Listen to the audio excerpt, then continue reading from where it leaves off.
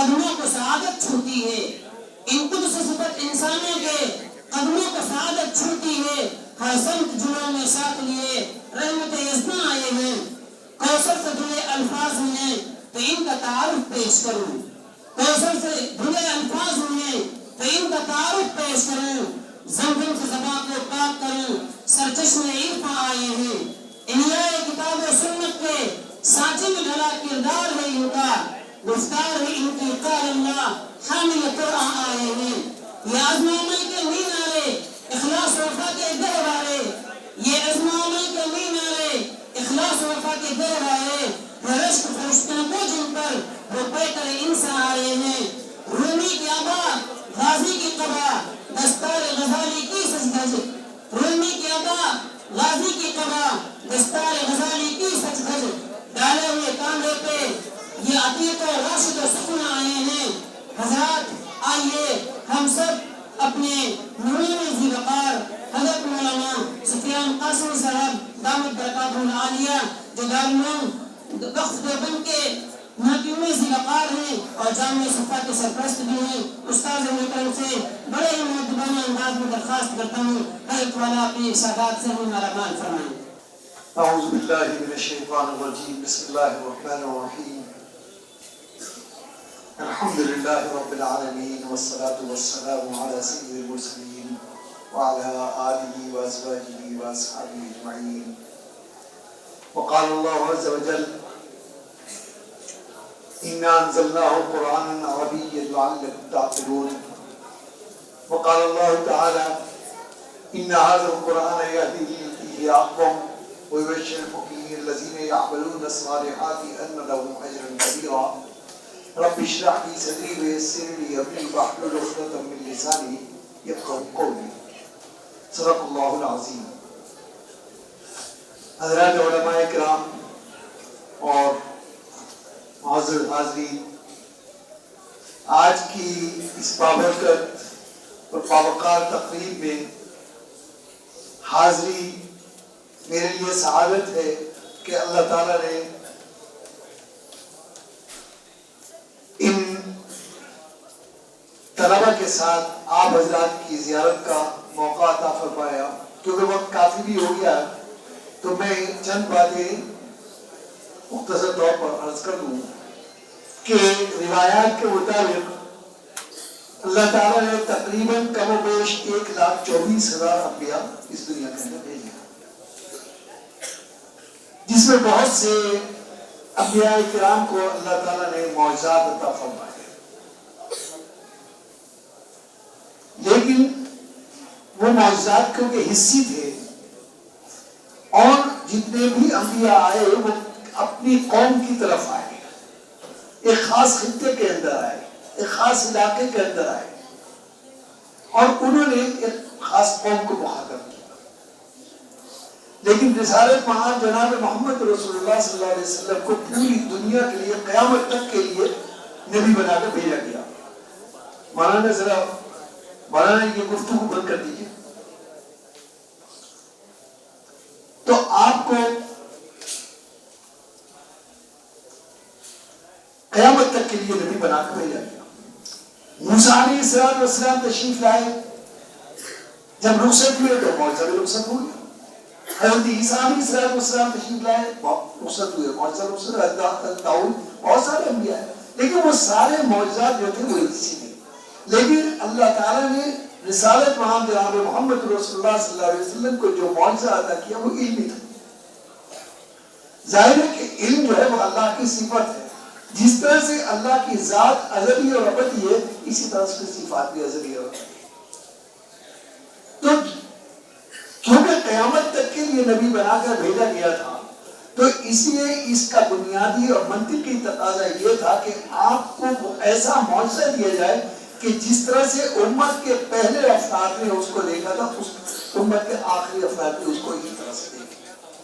چنانچہ قرآن کریم کے اعجازات میں 1400 برس 1450 برس گزر گئے، ہزاروں لاکھوں تفاسیر اس کی ہو چکی ہے قرآن کریم کی، لیکن ہر مرتبہ جب سامنے آتا ہے تو ایسا لگتا ہے جیسے پہلی مرتبہ ہم نے سنا۔ یہ قرآن کریم کا اعجاز ہے، ایک بحر زخار ہے جس میں غواص غوطہ لگاتے ہیں اور گوہر ابدال لے کر نمودار ہوتے ہیں. ظاہر ایک کتاب کی کتنی تفسیریں ہو سکتی ہیں. ایک اجنبی زبان کی 700-800 صفحے کی کتاب اللہ تعالیٰ ان معصوم بچوں کے سینوں کے اندر اس کو محفوظ کر لیتے ہیں. بچہ کسی بھی ملک کا ہو, کسی بھی خطے کا ہو, کسی بھی زبان, کسی بھی تہذیب اور تمدن سے تعلق رکھتا ہو, لیکن جب قرآن کریم پڑھے گا وہ تو مجالے کے زبر زیر کا بھی فرق ہے. یہ قرآن کریم کا اعجاز ہے. پھر قرآن کریم کو کہیں کہ اِنَّا أَنزَلْنَاهُ قُرْآنًا عَرَبِيًّا, یہ عربی زبان کے اندر نازل کیا گیا. کہ عربی زبان کی خصوصیت یہ ہے کہ یہ بے حد سہل ہے, بے حد آسان ہے, انتہا سے زیادہ آسان ہے. اسی لیے یاد ہو جاتی ہے کیونکہ اللہ کی زبان ہے, کیونکہ یہ قرآن کی زبان ہے, کیونکہ یہ جنت کی زبان ہے, اس کے اجازات ہیں. مثلا زبان کا قاعدہ یہ ہے کہ ہر 100 سال کے اندر زبان کے اندر بہت ساری تبدیلیاں واقع ہو جاتی ہیں, بہت سے الفاظ متروک ہو جاتے ہیں, اس کی جگہ نئے الفاظ آ جاتے ہیں, اور پھر ان کو سمجھنے والے صرف محققین ہی رہ جاتے ہیں, لیکن عام آدمی کے سمجھ میں وہ نہیں آتے. لیکن یہ واحد زبان ہے کہ 1450 برس کی نہیں بلکہ اس سے پہلے کے قدیم دور کے اندر بھی جو لفظ جس معنی اور جس مفہوم کے اندر استعمال ہوتا تھا آج بھی اسی مفہوم میں استعمال ہوا ہے. اگر آج قدیم دور کا عرب کوئی آ جائے اور ان کے سامنے آج کا اخبار رکھ دیا جائے تو وہ اسے آسانی پڑ دے گا. اسی کا مفاہیم کے اندر کوئی تبدیلی نہیں ہے, الفاظ میں کوئی تبدیلی نہیں ہے. جبکہ دوسری زبانوں کا قاعدہ یہ ہے کہ اس کو کچھ وقت گزرتا ہے سمجھ میں بھی آتی ہے. ہم اور آپ اردو بولتے ہیں, لیکن دہلی کے صوفی شاعر امیر خسرو یا دکن کے مرثیہ نگار شاعر میر انیس, وہ بھی تو اردو میں شاعری کرتے تھے, لیکن آج کیا ان کی زبان کو سمجھ سکتا ہے کوئی؟ اردو تھی وہ. زحال مس کی مکن تغافل درائے نینا بنائے ودیاں کتاب ہجرا ندار میجا نہ لے ہو کاہے لگائے چھکیاں. کون سمجھے گا؟ ہاں اردو ہے. یہ قرآن کریم کی زبان ہے. یہ قرآن کا اعجاز ہے کہ اس کے مفاہیم کے اندر کوئی تبدیلی نہیں. پھر ایک تحقیق اور بھی ہے, یہ اللغات ہے. جب آدم علیہ السلام کو اللہ تعالیٰ نے حکم دیا وَعَلَّمَ آدَمَ الْأَسْمَاءَ كُلَّهَا کہ کائنات میں کی اشیاء کے نام بتاؤ, تو آدم علیہ السلام کی پیدائش سے لے کر صبح قیامت تک جتنی چیزیں آنے والی ہیں یا آ چکی تھی اس وقت, سب کے نام اللہ تعالیٰ نے بِالْہَامِ رَبَّانِی انہوں نے بتانی شروع کر دی. لیکن اس کی خصوصیت تھی کہ ہر نام کو انہوں نے مختلف اسلوب میں, مختلف انداز میں, مختلف لب و لہجے کے اندر بتایا. اور یہ اللہ تعالیٰ کا یہ کہ کرشمہ تھا کہ اللہ تعالیٰ نے ہر لفظ, ہر زبان, ہر اسلوب سے ایک نئی زبان کو ایجاد کر دیا. آج دنیا کے اندر کروڑوں زبانیں بولی جاتی ہیں, کروڑوں زبانیں وہ ختم ہو چکی ہیں, ہم نہیں سمجھ سکتے. لیکن اور اسی لیے اس کو اپنی آیات ہے وَفِي أَلْسِنَتِكُمْ وَأَلْوَانِكُمْ إِنَّ فِي ذَلِكَ لَآيَاتٍ لِلْعَالِمِينَ, کہ یہ لفظوں کا مختلف ہونا, یہ زبانوں کا مختلف ہونا, ایک ہی ماں باپ سے پیدا ہوئے لیکن زبانیں مختلف, تہذیب مختلف, سوچ مختلف, افکار مختلف, یہ ہماری نشانی ہے. یہ قرآن کریم کا اعجاز ہے, یہ بھی اس کا ہے. پھر ہر تہذیب و تمدن کے اندر کوئی خاص چیزیں ایسے ہوتی ہیں جن سے انسان کو بے حد محبت ہوتی ہے. عربی کے اندر اتنی وسعتیں ہیں کہ جس کا تصور نہیں ہے دنیا کی کوئی زبان. مثلا اللہ تعالیٰ کے معجزات کا اگر تحمل کر سکتی ہے کوئی زبان, وہ صرف عربی زبان ہے, باقی دنیا کی کوئی زبان اس کا تحمل نہیں کر سکتی. یہ قرآن کریم کا اجازت ہے۔ عربوں کی تہذیب میں، ان کی معیشت میں، ان کی تجارت میں، ان کے رہن سہن میں، ان کے تمدن میں اونٹ کو بڑی اہمیت حاصل تھی، بے حد محبت کرتے تھے۔ اور قاعدہ یہ ہے کہ جب انسان کسی چیز سے محبت کرتا ہے تو اس کو مختلف ناموں سے اللہ تعالیٰ نے قرآن کریم میں نبی کریم علیہ السلام کو یا ایھا المدثر کہہ کے یا ایھا المزمل کہہ کے مخاطب کیا۔ تو یہ کیا تھا؟ یہ تعلق کا اظہار تھا۔ ہم یوں کرتے ہیں، ہمیں چھوٹے بچوں سے محبت ہوتی ہے اپنے گھر کے، ہم اس کا نام ہی لیتے ہیں، ہم اسے لڈو کہہ لیں گے، اسے کدو کہہ لیں گے، وہ سب کچھ، وہ ظاہر ہے کہ اس کا نام نہیں ہے لیکن وہ ہمارا جذبات ہے، ہم اس کی سطح پر جا کے بات کرتے ہیں۔ تو عربوں کو اونٹ سے بڑی محبت تھی، تو چنانچہ 70 سے زائد اہل لغت لکھتے ہیں کہ 70 سے زائد وہ الفاظ ہیں جو اونٹ کے لیے استعمال ہوتے ہیں، کہ لمبا ہے تو اس کے یہ، حاملہ ہے تو یہ، اور کوہان ہے تو یہ فرق، تو الابل بھی ہے، جبل بھی ہے، ناقہ بھی ہے، العنس بھی ہے، الفعنس بھی ہے، الحائل بھی ہے، الفائل بھی ہے، 70 نام۔ یہ خصوصیت سے عربی کی، یہ قرآن کا اعجاز ہے۔ اور پھر قرآن میں بڑے کہ ایک ہی لفظ ہے لیکن اس کے مختلف معنی ہیں، متضاد معنی، یعنی لفظ ایک ہی ہے۔ اس بارے میں علامہ شہاب الدین قسطلانی ایک بزرگ گزرے ہیں، محدث، کہ 14ویں صدی عیسوی میں مصر کے یہ عالم تھے۔ انہوں نے ایک واقعہ لکھا، انہوں نے کہا کہ حضرت سعید بن جبیر جو حضرت ابو ہریرہ کے داماد تھے اور ان کے پروردگار تھے، تابعی ہیں اور جلیل القدر تابعی ہیں، ان کو اللہ نے بڑی صفات سے نوازا تھا اور اپنے دور کے بڑے عظیم قسم کے محدث حضرت ابو ہریرہ کے تربیت یافتہ ان کے داماد، اور بولنے میں انتہائی بے باک، گویا کلمہ حق، ظالم حکمران کے سامنے کلمہ حق کہنا بھی بہت بڑی جرأت کی بات ہے۔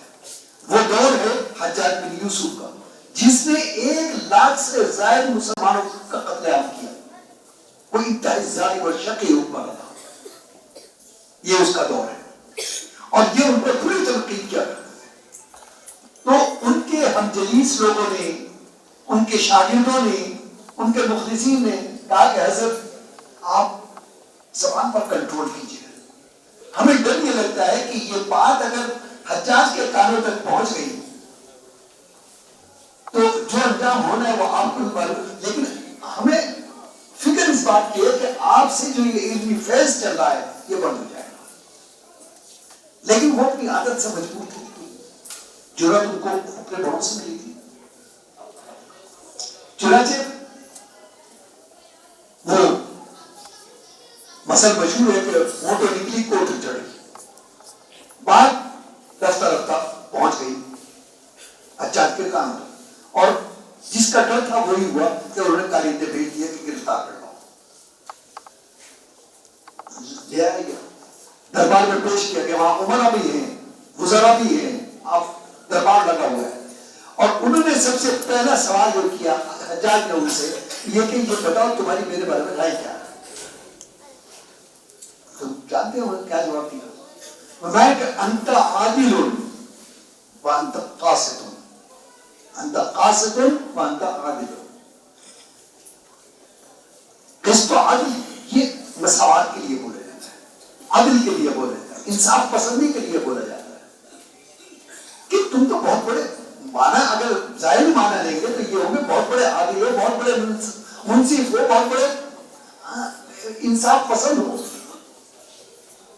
تو لوگوں نے یہ سوچا کہ سچ کہا کسی نے، جب موت سامنے ہوتی ہے تو اچھے جگہ پتا پانی ہو جاتا ہے۔ انہوں نے بھی جب دیکھا کہ موت سامنے ہے تو دیکھو پالا بدل دیا کہ کہاں یہ حجاج بن یوسف کی، جہاں وہ ظالم اور شقی تھا وہاں اس کی 2 خوبیاں بڑی زبردست تھی۔ ایک تو یہ کہ وہ اجمی الاصل ہونے کے باوجود وہ زبان و ادب اور اصطلاحات پر زبردست مہارت رکھتا تھا اہل زبان کی طرح سے، بلکہ ان سے کئی زیادہ مہارت تھی اس طرح سے۔ دوسرے کہ مواقع قرآن پر اس کی بڑی گہری نظر تھی، بہت گہری نظر تھی۔ اس نے عمر سے پوچھا کہ جانتے ہو تم نے اس نے کیا کہا ہے؟ تو انہوں نے کہا کہ آپ کی تعریف کی ہے۔ کہا کہ نہیں، اس نے کہا ہے کہ تو جہنمی ہے، تو کافر ہے، تو بدبخت ظالم ہے تو۔ کہ یہ کب کہا؟ ہمارے سامنے تو کہا کہ انت عادل، نے کہا کہ تم بھی سمجھے۔ اس نے کہا کہ انت قاسط، وہاں دراصل اس کی وہ ہے وَأَمَّا الْقَاسِطُونَ فَكَانُوا لِجَهَنَّمَ حَطَبًا۔ دیکھیں کہاں نظر گئی۔ دوسری ہے کہ انت عادل، وہاں اس کی وہ ہے ثُمَّ الَّذِينَ كَفَرُوا بِرَبِّهِمْ يَعْدِلُونَ۔ تو اہل لغت لکھتے ہیں کہ یہ دونوں الفاظ جو ہیں یہ متضاد معنی میں ہیں، ایک طرف قسط و عدل کی ہے، ایک طرف ظلم و زیادتی کی۔ یہ خصوصیت صرف عربی زبان کی ہے، یہ بھی اعجاز ہے قرآن کریم کا۔ تو قرآن کریم کے اعجازات کو اگر دیکھا جائے تو اتنے بے شمار ہیں کہ آج بھی آپ دیکھتے ہیں کہ ہزاروں تفسیریں لکھی جا رہی ہیں نئے نئے انداز سے لوگ، لیکن کسی چیز میں اجنبیت نہیں ہوتی۔ دوسری چیز یہ کہ قرآن کریم جو ہے وہ ہمارے لیے غذائی ضرورت ہے، کیونکہ اللہ نے انسان کو دو چیزوں کا مرکب بنایا، ایک یہ ہمارا جسم ہے اور ایک روح ہے، دو چیزوں کا۔ ظاہر جسم کے بارے میں خلقہ من تراب، یہ مٹی سے پیدا ہوئی، اس لیے انسان کی وہ تمام ضروریات کے جو جسمانی ضروریات ہے اس کی، یا وہ ضروریات کی جس سے جسم کو راحت پہنچے، چاہے وہ رہائش سے متعلق ہو، چاہے وہ غذا سے متعلق ہو، چاہے کسی بھی چیز پر آپ نظر ڈالیے، ساری ضرورت زمین سے پیدا ہوئی، زمین سے آئی، اس لیے کہ جسم زمین کی پیداوار ہے، مٹی کی پیداوار ہے، اس لیے ضرورت وہاں سے۔ غذا کی دو خصوصیتیں ہوتی ہیں، ایک خصوصیت یہ ہے کہ اس کے اندر اشتہا موجود ہے، اور دوسرے کے اندر اس کے اندر قوت نمو اور طاقت موجود ہے، تبھی رغبت ہوگی۔ کتنی بھی کسی کو بھوک لگ رہی ہو، وہ لکڑی نہیں کھا لے گا، وہ روانی کھانے گا، اس لیے کہ اس کے اندر نہ تو قوت نمو ہے اور نہ اشتہا۔ وہ کیا کھائے گا؟ روٹی کھائے گا، دال کھائے گا، سبزی کھائے گا، پھل کھائے گا، فروٹ کھائے گا، یہ وہ چیزیں کہ جن سے اشتہا، تاکہ یہ جسم باقی رہے۔ اور اللہ تعالیٰ نے اس کے جسم کو باقی رکھنے کے لیے پوری کائنات کو اس کے لیے مسخر کر دیا کہ ایک کسان نے جب گیہوں بویا، وہ تو بو کے فارغ ہو گیا، لیکن اس زمین نے اس کو پالا پوسا بڑا کیا، ستاروں کی گردش نے اس کے اندر ذائقہ پیدا کیا، چاند کی گردش سے اس کے اندر نمو پیدا ہوئی، قوت یہ سورج کے طلوع و غروب سے اس کے اندر قوت پیدا ہوئی، تو پوری کائنات لگ گئی، سمندر کے اندر ابخارات اٹھے، بادل بنے، بادل بن کے وہ آبپاشی کا کام کر رہا ہے۔ یہ کس لیے اللہ تعالیٰ نے نظام بنایا؟ تاکہ انسان کا یہ جسم باقی ہے، اور یہ بھی حقیقت ہے کہ انسان کا جسم جو ہے وہ کمتر ہے اور روح بڑھتا ہے۔ تو یہ کیسے ممکن ہے کہ اللہ تعالیٰ کمتر کا انتظام کر دے، اس کی بقا کا، روح جو بڑھتا ہے اس کا انتظام ہے؟ تو چنانچہ اس کی روح آئی ہے وہاں سے، وَيَسْأَلُونَكَ عَنِ الرُّوحِ قُلِ الرُّوحُ مِنْ أَمْرِ رَبِّي، یہ امر رب ہے۔ لہذا عقل کا تقاضا بھی یہی ہے کہ اس کی غذا وہیں سے آنی چاہیے، زمین سے نہیں آئے گی، اس لیے کہ زمین کی پیداوار ہی نہیں ہے۔ وہ غذا کون سی ہے؟ وہ قدرت کریم۔ جس طرح سے غذا نہ ملنے سے انسان کا جسم مر جاتا ہے، اسی طرح سے اگر روح کو غذا نہ ملے تو انسان کی روح مر جاتی ہے۔ اسی لیے وہ تیسری چیز یہ کہ غذا کی کہ اس سے کبھی دل نہ بھرے۔ آپ نے کسی انسان کو یہ نہیں دیکھا ہو وہ یہ کہے کہ صاحب میں تو روٹی کھاتے کھاتے پریشان ہوں گیا، میں تو چاول کھاتے کھاتے پریشان ہوں، ہر روز اسے 2 وقت کھانا چاہیے۔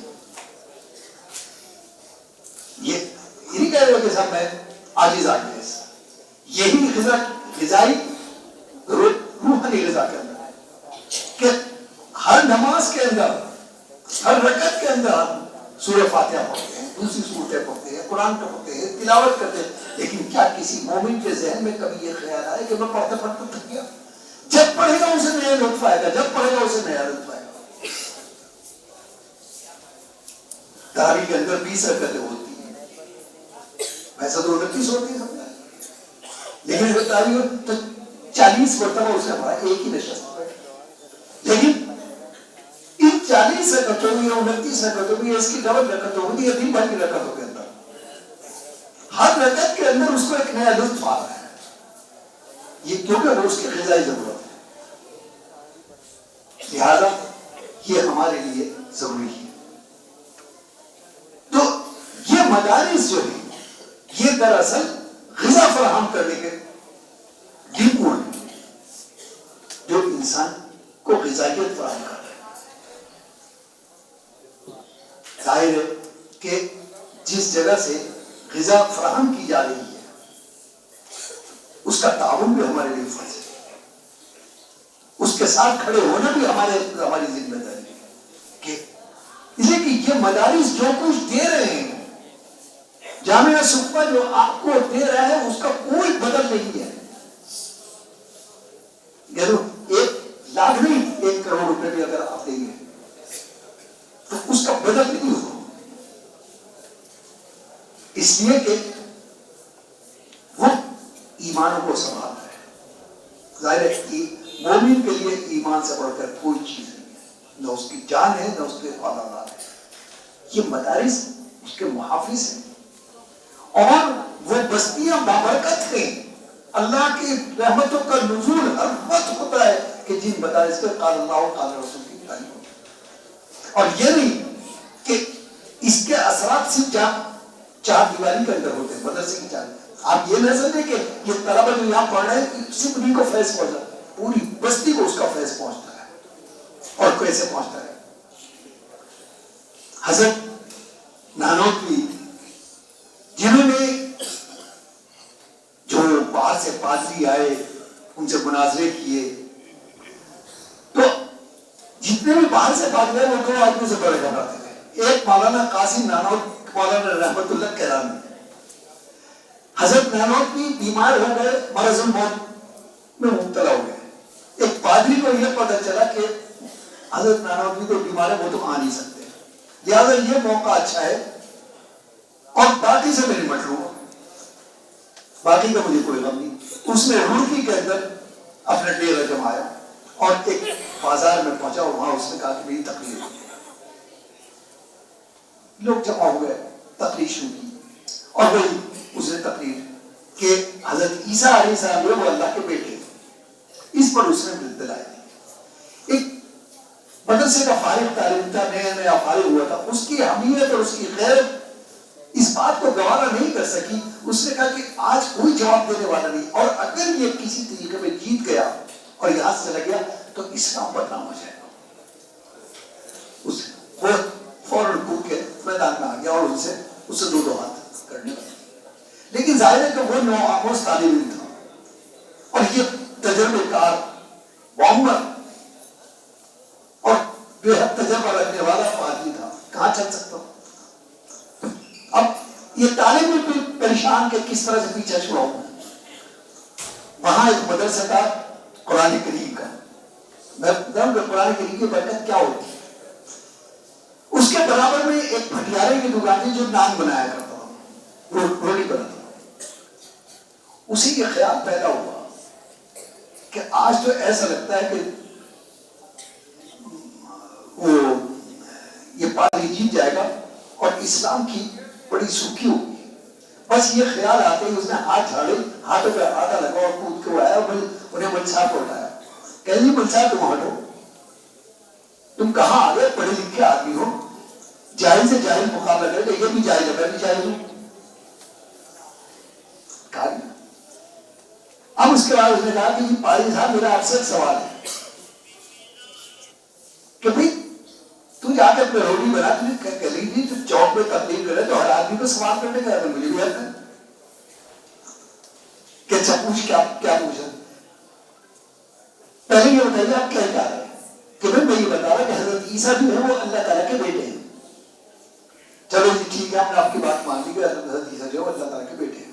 یہ بتاؤ حضرت اللہ تعالیٰ کی عمر کتنی ہے؟ نامعقول آدمی گستاخ اللہ کی عمر پوچھا. اللہ تو ازلی اور ابدی ہے. وہ کہ نہیں میں ازل ابد کو کچھ نہیں جانتا، میں تو جاہل آدمی ہوں، میں کیا جانوں کہ ازل کیا ہے اور ابد کیا ہے. مجھے تو سیدھے لفظوں بتاؤ کہ اللہ کی عمر کتنی ہے. خیر تو بس لپٹ ہی گیا. انہوں نے سوچا کہ ان سے کوئی ایسا فگر بتا دیا جائے کہ جس سے دل مطمئن ہو جائے. کہنے میں بس تو یہ سمجھ لے تاکہ اس کے ذہن میں زیادہ سے زیادہ کا تصور آ جائے کہ 1,00,000 سال کی عمر ہے. کہ چلو جی ٹھیک ہے، ہم نے مان لیا کہ اللہ کی 1,00,000 سال کی عمر. 1,00,000 سال میں اللہ کے ایک ہی بیٹا پیدا ہوا. میری 55 سال کی عمر ہے، میرے 4 بیٹیاں 6 بیٹے. کہنے تمہارے اللہ سے اچھا تو بھائی دوں. بس اسی بات ہے. تو جب یہ بات حضرت نانوتوی حضرت مولانا یعقوب صاحب سر مدرس تک پہنچی تو انہوں نے کہا کہ بات اس نے علمی کہی تھی، لیکن کیونکہ پڑھا لکھا نہیں تھا، یہ اس مدرسے کا فیض تھا کہ اس کے ذہن میں یہ بات آئی، اپنے انداز سے اسے کہی. انہوں نے کہا کہ اگر یہ اولاد کا ہونا چاہے وہ خوش بختی کی بات ہے، پھر تو کروڑوں اور لاکھوں اربوں خربوں میں ہونی چاہیے تھی اللہ کی اولاد. اور اگر عیب ہے تو ایک ہونا بھی عیب ہے اور کروڑوں کا ہونا بھی عیب ہے. تو یہ کیا تھا؟ یہ اس ادارے کا فیصلہ، یہ قرآن کا فیصلہ. تو یہ نہیں کہ ادارے میں رہنے والے طلبا کو ہی فیض پہنچتا ہے، بلکہ آس پاس کی بستی کے لوگوں کو فیض پہنچتا ہے. بہرحال یہ کہ یہ خوش قسمتی ہے کہ ہندوستان میں یہ سلسلہ جاری ہے. کبھی آپ نے کبھی سوچا کہ دعوت و تبلیغ کا کام ہو یا تعلیم اور تعلم کا کام، ہندوستان سب سے آگے. عبداللہ بن سبئی جو عبد الرحمن سویس سے پہلے حرم کے امام تھے، بڑے مشہور عالم تھے، ان کا ہندوستان کا دورہ ہوا. انہوں نے اپنے انٹرویو کے اندر یہ بات بتائی تھی کہ جتنا میں نے متمسک بالدین اور دین سے لگاؤ جو ہندوستان کے اندر دیکھا، میں نے عرب ملکوں میں کسی جگہ نہیں دیکھا. یہ کیا ہے؟ یہ مدارس کی مثال بنا دی ہے. ورنہ یہ کام تو اگر دوسرے جہاں مسلم حکومتیں وہاں ہوتے، لیکن مسلم حکومتوں کے اندر وہ کام ہو رہے جو اللہ نے اس جگہ پر لی. اقلیت میں ہونے کے باوجود اللہ نے دین کا کام لیا تو یہ اخلاص کا نتیجہ ہے. حضرت آپ کو جیسے کہ مولانا نے بتایا کہ مسجد کے صحن میں ایک انار کے درخت کے نیچے دارالعلوم دیوبند قائم ہوئے، ایک استاد ایک طالب بیٹھے. کون کہہ سکتا تھا کہ یہ عالمی مرکز بن جائے گا؟ میوات کے ایک علاقے کے اندر، گنجان علاقے کے اندر ایک صاحب بیٹھے ہوئے، 2 آدمی سامنے بیٹھے، دعوت کا کام ہو رہا ہے. یہ دراصل حضرت مولانا قاسم نانوتوی کا اخلاص تھا. یہ حضرت مولانا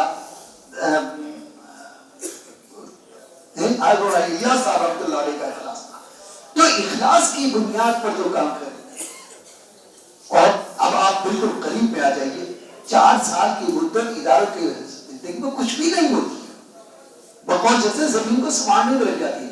لیکن صرف 5-6 سال کے درجہ میں حضرت صفا کو اللہ نے جو مقبولیت عطا کی وہ حضرت مولانا کا اخلاص ہے. تو اس اخلاص میں آپ کا تعاون جو ہے وہ بہت ضروری ہے. تو انشاءاللہ یہ ادارہ ترقی جس طریقے پر کر رہا ہے، میں سمجھتا ہوں کہ انشاءاللہ ایک وقت آئے گا کہ ہندوستان میں ہی نہیں بلکہ بیرون دنیا کے اندر بھی جامعۃ الصفا کا نام ہوگا. اللہ تعالی ہمیں اور آپ کو اخلاص نیت کے ساتھ کرنے کی توفیق عطا فرمائے. وآخر دعوانا ان الحمدللہ رب العالمین. صاحب بڑے ایک دوست انسان ہیں، اور سب سے بڑی بات ہے آپ حضرات جانتے ہیں ہمارے جامعہ صفا کے وہ طالب علم بھی ہیں. وہ حافظ صاحب کے لیے ایک ایوارڈ لے کر کے آئے ہیں اور تمام مہمانوں کے لیے چادر لے کر کے آئے تھے. لیکن یہ میری غلطی رہی کہ میں پہلے بھول گیا نام بولنا، اس لیے حضرت کو چادر مل جائے گی انشاءاللہ، ایوارڈ مل جائے گا. ہم چاہیں گے کہ حضرت والا اپنے دست اقدس سے حافظ صاحب کو اسی گھاٹ سے سرفراز فرمائیں. ماشاء اللہ.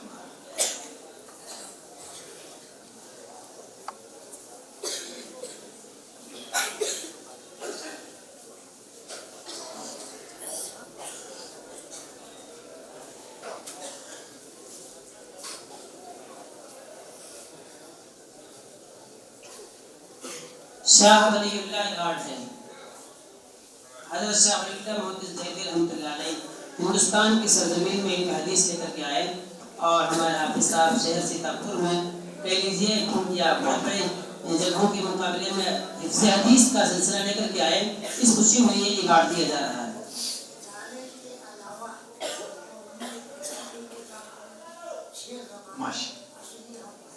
الحمدللہ. شاہ ولی اللہ صاحب اس کے نام کا ہے. ماشاء اللہ ماشاء اللہ بالکل مستحق ہے. حضرت مولانا مستحق ہے اس کے.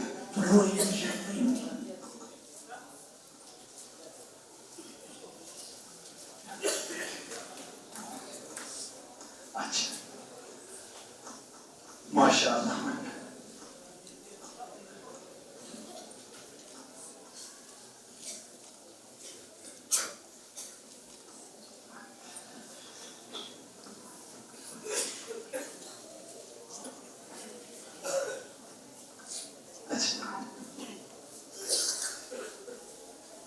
اسی طرح طلباء کے لیے بہت سے لوگوں نے انعام بھیجا ہے.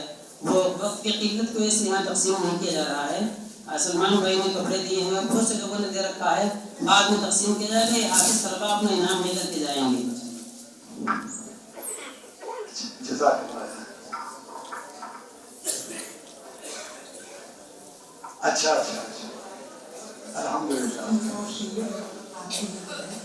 اور اس طرح میں آپ کو شیری میں جی جی مجھے یاد ہے میرے پاس ہے. چاہتے ہیں کہ تبرکن کو چاہیے جی کوئی تبرکن نہیں کریں. اچھی بات ہے. ضرور انشاءاللہ میں حکم کی تعمیل کروں گا. میں اس بارے میں ایک بات یہ عرض کر دوں کہ حضرت مولانا کو جو یہ ایوارڈ دیا گیا آپ کے سامنے, جیسے کہ میں نے ابھی بتایا نا کہ ایک ہے حصی معجزات, ایک ہے علمی معجزات. حصی معجزات تو وقت کے ساتھ ساتھ ختم ہو جاتے ہیں, تو یہ جو دیا یہ بھی تبرک رہے گا انشاءاللہ. لیکن اصل ایوارڈ تو آپ حضرات دیں گے کہ یہاں ان ذہین بچوں کو لائیے, جیسا کہ مولانا حضرت وہاں وراثت آپ نے بھی توجہ دلائی ہے کہ بچے یہاں پر آئیں اور کوئی یہاں سے ابو ہریرہ بن کر نکلے, کوئی یہاں سے عبداللہ ابن عباس بن کر نکلے, کوئی ابن الخطاب بن کر نکلے. لیکن یہ آپ حضرات کے تعاون کے بغیر نہیں ہو سکتا. میں یقین رکھتا ہوں کہ آپ کے اندر اس ایوارڈ کو حضرت صاحب کو دینے کی تحریک اس دیکھ کر ضرور پیدا ہوگی انشاءاللہ. اچھا ماشاء اللہ. اچھا ہاں آپ نے عرض کیا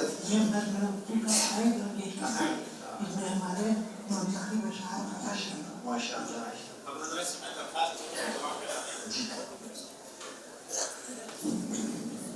میرا دعا تو حضرت سے کرتی ہوں.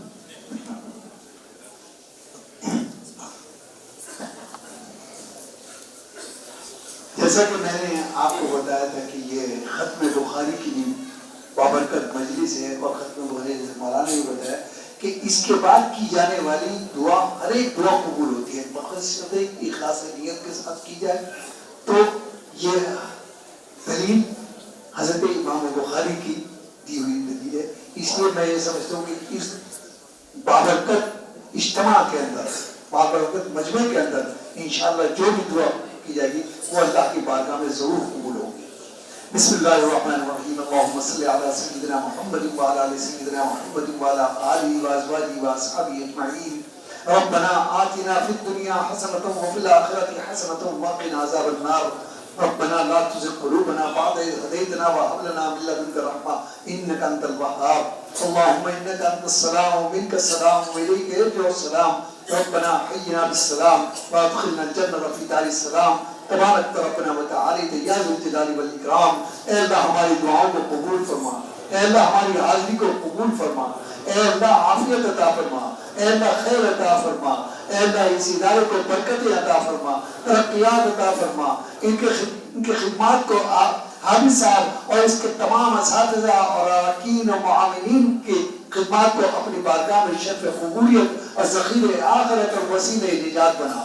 اے اللہ ہمارے مدارس کی، مساجد کی، معاہد کی، ہمارے علماء کی، طلبہ کی اور عامت المسلمین کی حفاظت فرما۔ اے اللہ ہمارے ایمانوں کی حفاظت فرما، اے اللہ ہماری نسلوں کی حفاظت فرما، اے اللہ جان مال عزت آبرو کی حفاظت فرما، اے اللہ جو ہم میں بیمار ہیں ان کو صحت کاملہ عاجلہ مستمرہ عطا فرما، اے اللہ جو ہم میں پریشان حال ہیں اے اللہ اپنے خزانے غیب سے ان کی پریشانیوں کو دور فرما۔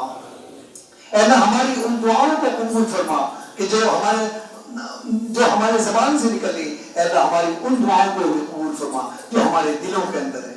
آپ مقلب القلوب ہیں، اے اللہ آپ جانتے ہیں ہماری کیا ضرورت ہے، اے اللہ ہمیں توفیق عطا فرما۔ اے اللہ جو ہم میں جا چکے ہیں ان کو اعلیٰ علیین میں مقام کریم سے سرفراز فرما۔ اے اللہ ایمان پر خاتمہ فرما، اے اللہ ایمان پر خاتمہ فرما، اے اللہ ایمان پر خاتمہ فرما۔ اے اللہ بس اپنا ہی محتاج رکھ، اے اللہ کسی کا محتاج نہ بنا، اے اللہ کسی کا محتاج نہ بنا۔ اے اللہ ہر طریقے پر عافیت عطا فرما، امن عطا فرما، سکون عطا فرما، اتباع رسول اللہ کی توفیق عطا فرما، اے اللہ ہدایت عطا فرما، اے اللہ توفیق عطا فرما، اے اللہ اپنا فضل فرما۔ اے اللہ ہم بہت گنہگار ہیں، اے اللہ بہت گنہگار ہیں، اے اللہ تو رحیم ہے، تو کریم ہے، اے اللہ ہم پر کرم فرما، اے اللہ ہم پر فضل فرما، اے اللہ ہمیں ان راستوں پر چلنے کی توفیق عطا فرما جو راستے تیری رضا کی طرف جاتے ہیں۔ اے اللہ اپنا فضل فرما دے، اے اللہ اپنا کرم فرما دے، اے اللہ ہماری غلطیوں کو معاف فرما دے، اے اللہ اپنا فضل فرما دے۔